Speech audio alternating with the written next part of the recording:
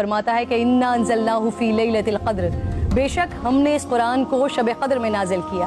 وما ادراک ما لیلۃ القدر، اور آپ کو کیا معلوم کہ شب قدر کیا ہے؟ لیلۃ القدر خیر من الف شہر، شب قدر 1000 مہینوں سے بہتر ہے۔ تنزل الملائکۃ والروح فیہا باذن ربہم من کل امر، فرشتے اور روح اس میں اپنے رب کے اذن سے ہر حکم لے کر اترتے ہیں۔ سلام ہی حتی مطلع الفجر، وہ صبح روشن ہونے تک سلامتی کی رات۔ حضور نبی کریم صلی اللہ علیہ وآلہ وسلم نے ارشاد فرمایا، شب قدر کو جبرائیل امین فرشتوں کے جھرمٹ میں زمین پر اتر آتے ہیں۔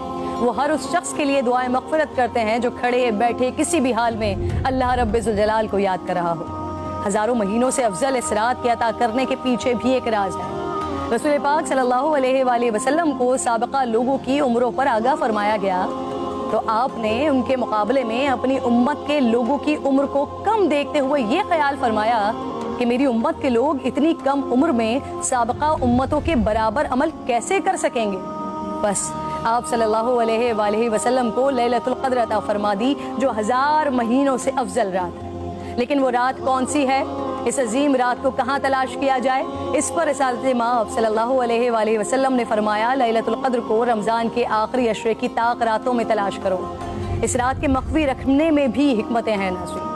اگر لیلۃ القدر کو مخفی نہ رکھا جاتا تو لوگ بس اسی رات کی عبادت پر اکتفا کر لیتے، اور اگر کسی انسان کی وہ رات عبادت سے رہ جاتی تو شاید اس صدمے کا ازالہ ممکن نہ ہوتا۔ ایک وجہ یہ بھی بتائی جاتی ہے کہ اللہ تعالیٰ کو بندوں کا رات کے اوقات میں جاگنا بے حد محبوب ہے، اس طرح بندے 5 طاق راتوں میں جاگ کر اپنے رب کو منا سکیں۔ اور ایک وجہ گناہگاروں پر شفقت بھی ہو سکتی ہے، کیونکہ اگر علم کے باوجود اس رات میں گناہ سرزد ہوتا تو اس سے لیلۃ القدر کی عظمت مجروح کرنے کا جرم بھی لازم آتا۔